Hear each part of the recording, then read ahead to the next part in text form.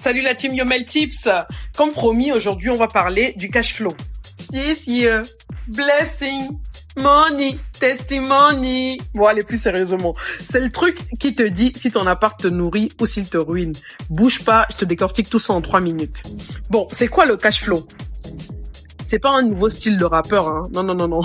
C'est l'argent qui reste ou pas à la fin du mois après avoir payé toutes les charges liées à ton bien immobilier. On va prendre un exemple concret. Tu loues ton appart, par exemple, 800 €. Tes charges par mois, c'est le crédit immobilier, disons 450 €, ton assurance et tes charges copro, 100 €, ta taxe foncière, 50 €, et si tu délègues ton appart, par exemple, en gestion, 50 €. Allez, ça te fait un total de 650 €. Du coup, il te reste 150 € en positif. Donc, c'est ce qu'on appelle le cash flow positif. On peut péter le champagne parce que là, t'es tranquille là.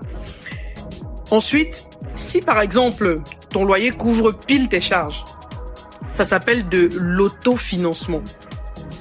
En gros, ton appart paye ses propres factures, mais il est radin avec toi, hein, il te laisse rien du tout. Et pire, si tu dépenses par exemple 850 €, rappelle-toi, je t'ai dit que tu louais à 800 € ton appart, là, t'es en cash flow négatif. Oula, ça veut dire que pour le coup, tu bosses pour ton appart. Bref, le cash flow, c'est ton petit bonus mensuel ou ta facture surprise.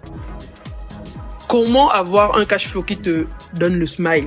Moi, je te dis tout là, tout de suite. Premièrement, il faut acheter au bon prix. Si tu payes ton appart aussi cher que les sneakers de collection de ton pote, c'est mal barré. Il faut négocier, il faut toujours négocier. C'est à l'achat qu'on fait la bonne affaire, qu'on a la meilleure rentabilité. C'est pas plus tard, c'est pas à la plus-value, tout ça, machin. C'est à l'achat. Choisis bien.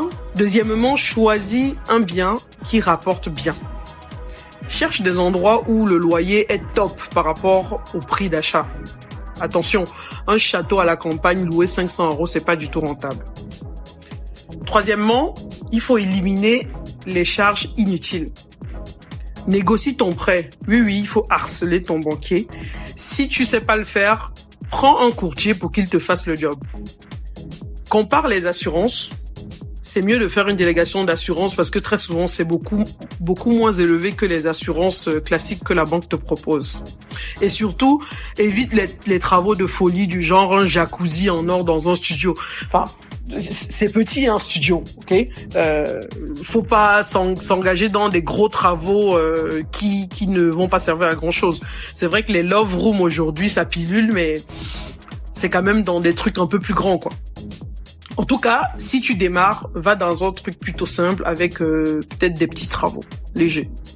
Quatrièmement, il faut ajouter de la valeur à ton bien. Tu peux par exemple diviser un grand appartement en 2 petits appartements ou en 2 studios. Tu peux transformer une cave bien ventilée, bien entendu, en un studio cosy. En gros, plus tu optimises, plus tu ancres ton cash flow dans le vert. Maintenant, tu as un cash flow positif. Qu'est-ce que tu fais? Bon, imagine, ton cash flow est positif genre de 200 € par mois. Tu fais quoi avec? Plusieurs solutions. Premièrement, tu peux investir. Tu épargnes pour acheter un autre bien. Parce que, moi je te le dis, hein, l'immobilier c'est addictif. Hein. C'est très addictif.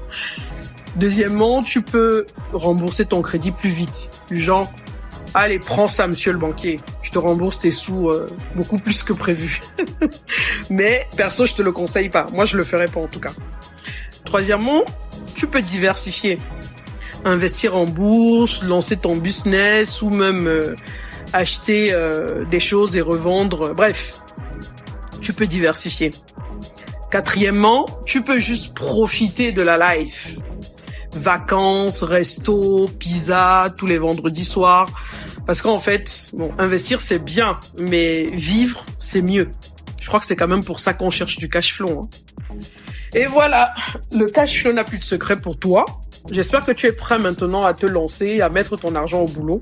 Si t'as kiffé, like, partage, abonne-toi et dis-moi en commentaire. T'en ferais quoi toi des 200 € de cash flow par mois? Moi perso, ça part direct dans un voyage aux îles Baléares. Allez, salut et à bientôt pour une nouvelle vidéo.